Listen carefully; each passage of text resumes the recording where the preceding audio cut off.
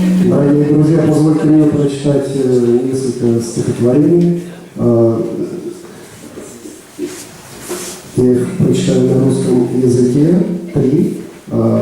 Последнее стихотворение я попрошу прочитать также на французском языке моего переводчика, мою переводчицу, замечательную Изабель Белецкий. Donc c'est M. Alexandre Denis qui va lire ses vers et le dernier poème, il va demander de lire la traduction en français qui était faite par sa grande amie Isabelle Beletsky.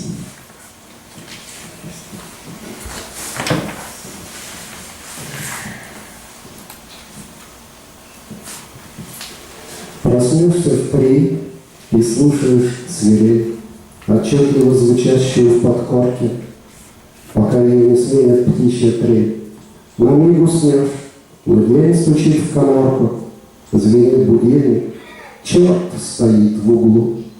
Пора менять прострацию на бдение, служить добру и подчиняться злу, но не совсем, конечно, на мгновение. Ложь во спасение не святая ложь. Ее не втиснуть в белые одежды. И черт сегодня тот же, что и прежде. И грош цена добру, когда ты врешь. А впрочем, кто-то ищет этот грош.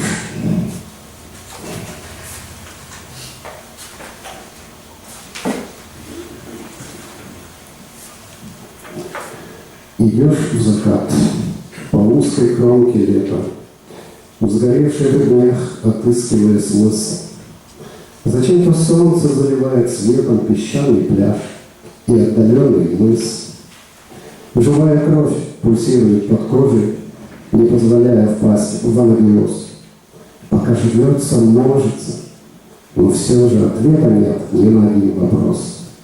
Ты подведешь старательно в тетрадке итог ходьбы и перейдешь в полет, и будет осень слезы лить украдкой, а может быть и капли не прольет.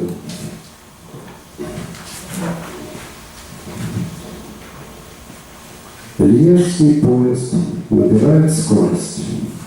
Час езды, рутина из рутин. От судьбы газету закроюсь и уйду в себя на карантин. Но привычно в раковинных створках колыхать безжизненную плоть. Спит душа, как будто мышка в норке, горсть пространства, время щепоть. Вострубят призывно телефоны, контролер укусит за бочок. Смерть, не бойся, я тебя не трону. Все и так сквозь пальцы утечет.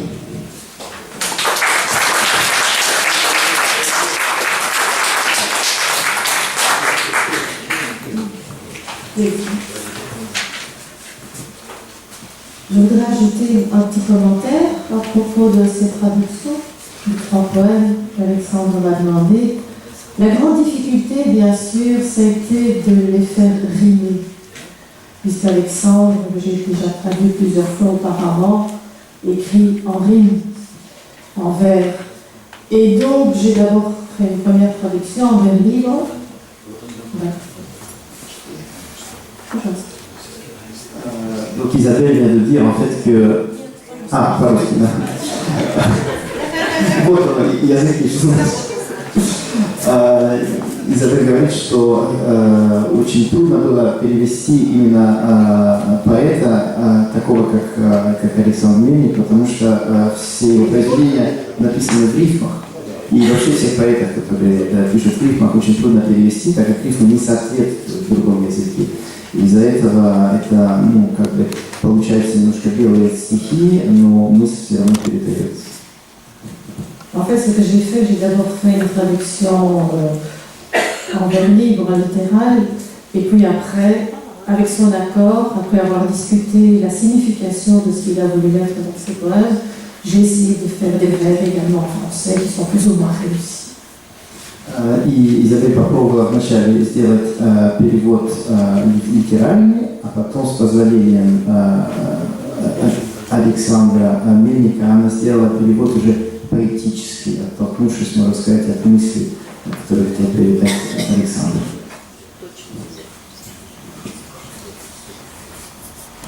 Le train de Liège prend de la vitesse. 1 heure de route, routine jamais ne cesse. À l'abri de mon journal, de mon destin, je me couperai. Et au fond de moi, en quarantaine, je disparaîtrai. C'est étrange de balancer ainsi mon corps indolent dans ce coquillage brinque-ballant. Mon âme dort, comme dans un trou de souris, un creux dans l'espace, une passée l'infini. Les téléphones se mettront à trompeter par l'oreille et le contrôleur viendra me tirer. Mais, dame mort, ne crains rien, je ne te toucherai pas. Tout s'écoulera quand même entre mes doigts.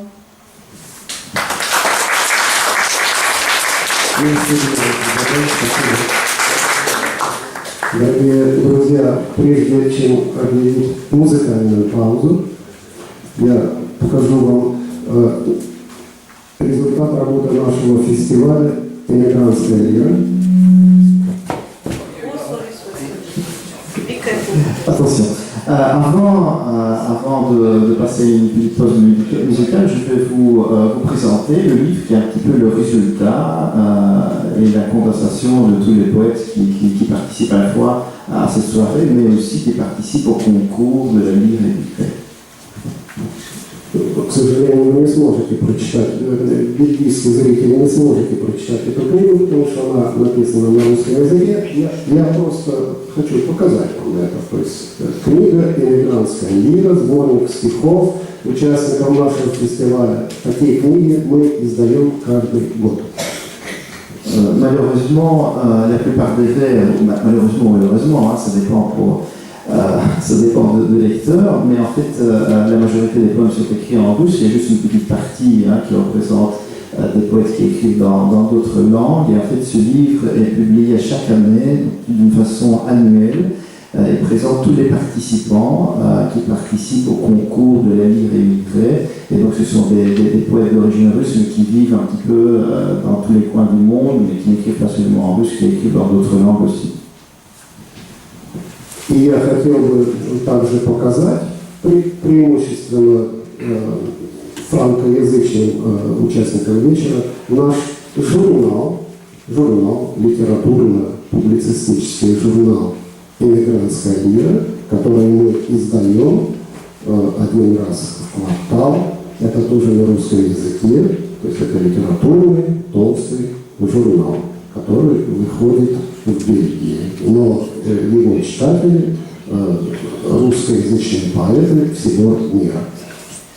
Le livre suivant, c'est un livre qui est publié tous les 3 mois, plus ou moins. C'est une revue en fait poétique qui pourrait également vous intéresser. Et en fait, cette revue elle part dans tous les coins du monde, ce qui prouve que la poésie est vraiment universelle et se transmet à travers les frontières. Voilà.